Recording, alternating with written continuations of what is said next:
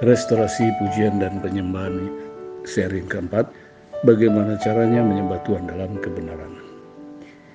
Yohanes 4 ayat 24, Allah itu roh, barang siapa menyembah dia harus menyembahnya dalam roh dan kebenaran. Menyembah Tuhan dalam kebenaran merupakan kewajiban bagi setiap orang tanpa kecuali dan tidak bisa ditawar, sebab hal itu merupakan ketetapan dan perintahnya yang wajib dilaksanakan seperti ada tertulis dalam versi original Greek New Testament yang berbunyi sebagai berikut: En pneumatike aletheia de proskunein. Definisi kebenaran. Oleh karena itu kita wajib mengerti definisi dari kebenaran itu yang sesungguhnya. Di dalam Yohanes 14 ayat 6 secara tegas Tuhan Yesus mengidentifikasikan dirinya sebagai kebenaran, dan dalam Yohanes 17 ayat 17 Tuhan Yesus berdoa agar Bapa menguduskan mereka yang percaya di dalam kebenaran. Dia juga menyebutkan bahwa perkataan Bapanya adalah kebenaran. Bertolak dari dua pernyataan tersebut di atas ini, Yesus menegaskan apa yang disebut sebagai kebenaran itu adalah sebagai berikut. Yang pertama, perkataan yang keluar dari mulut Yesus itu sendiri, sebab dia adalah firman Allah itu sendiri, yaitu Yohanes 1 ayat 1. Pada mulanya adalah firman, firman itu bersama-sama dengan Allah, dan firman itu adalah Allah. Yang kedua, firman yang diperkatakan oleh Allah, Matius 4 ayat yang keempat. Tetapi Yesus menjawab, ada tertulis, manusia hidup bukan dari roti saja, tetapi setiap firman yang keluar dari mulut Allah. Dengan demikian, apa yang disebut sebagai kebenaran itu adalah secara keseluruhan dari perkataan Yesus sendiri maupun semua yang tertulis di dalam kitab suci, sebab keduanya adalah kebenaran. Jadi ketika Anda hidup di dalam ketaatan terhadap perkataan Yesus atau menghidupi firman Allah yang tertulis dalam kitab suci, maka Anda benar-benar menjadi seorang yang hidup di dalam kebenaran. Dengan demikian Anda bisa disebut sebagai penyembah-penyembah yang sesuai dengan firman Tuhan. Yohanes 8 ayat 31 dan 32 berbunyi sebagai berikut. Maka katanya kepada orang Yahudi yang percaya kepadanya, jikalau kamu tetap dalam firman-Ku, kamu benar-benar murid-Ku, dan kamu akan mengetahui kebenaran, dan kebenaran itu akan memerdekakan kamu. Bagian yang kedua, menghidupi kebenaran. Di dalam kekristenan, Alkitab itu merupakan hal yang utama dan terpenting. Alkitab harus membentuk cara kita berpikir tentang Tuhan. Alkitab memiliki otoritas untuk memberitahu kita tentang cara hidup yang benar, karena isi hati Kristus ada di dalamnya. Alkitab secara tegas menyatakan bahwa Kristus adalah jalan, kebenaran, dan hidup.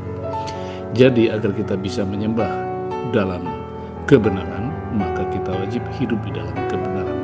Hidup dalam kebenaran berarti kita harus melakukan en Christo, yaitu berada dalam Kristus, agar kita bisa menjadi pribadi yang diubah menjadi benar. 2 Korintus 5 ayat 17. Jadi siapa yang ada dalam Kristus, ia adalah ciptaan baru, yang lama sudah berlalu, sesungguhnya yang baru sudah datang. Menjadi ciptaan baru artinya adalah ketika kita telah diberi kehidupan baru oleh Kristus serta hidup aktif di dalam kebenarannya. Ini berarti setelah kita dipersatukan dengan Kristus melalui iman, yaitu dalam en Christo atau di dalam Kristus, seperti cabang yang melekat pada pokok anggur, yaitu menyatu dengan pokok anggur sehingga memperoleh makanan dukungan yang darinya serta ditopang sepenuhnya oleh pokok itu. Yohanes 15 ayat 5 mengatakan, akulah pokok anggur dan kamulah ranting-rantingnya. Barang siapa tinggal dalam aku dan aku dalam dia, ia akan berbuah banyak, sebab di luar aku kamu tidak dapat berbuat apa-apa.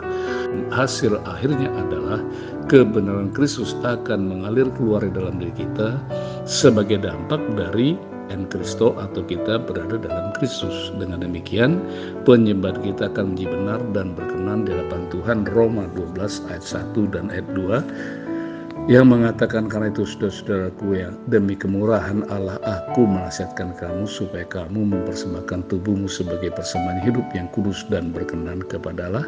Itulah ibadahmu yang sejati. Janganlah diserupa dengan dunia ini, tetapi berubahlah oleh pembaharuan budimu, sehingga kamu dapat membedakan manakah kehendak Allah yang baik, yang berkenan kepada Allah, dan yang sempurna. Saya tutup dengan closing statement. Berada dalam Kristus menunjukkan persatuan yang lebih lembut dan erat, dan mengingatkan bahwa semua dukungan kita adalah berasal atau bersumber dari Tuhan itu sendiri. Semua kekuatan kita berasal dari Dia, seperti cabang mengambil bagian dari kekuatan dan kehidupan dari pokok anggur induk. Yang kedua, en Kristo menunjukkan serta membuktikan bahwa kita mengambil bagian dari kepenuhannya dan kemuliaannya, yaitu karakter kudus Allah. Tanpa ini semua kita tidak akan pernah bisa menjadi penyembah yang benar. Sebab Tuhan adalah kudus, maka kita pun wajib menyembah Dia dalam kekudusan. 1 Petrus 5 ayat 15-16. Tetapi hendaklah kamu menjadi kudus di dalam seluruh hidupmu, sama seperti Dia yang kudus, yang telah memanggil kamu, sebab ada tertulis, kuduslah kamu sebab aku kudus. Yang terakhir, hanya di dalam Kristuslah Bapa telah menyediakan pengudusan yang paling kita butuhkan agar kita bisa menjadi penyembah yang benar. Amin. Tuhan Yesus memberkati.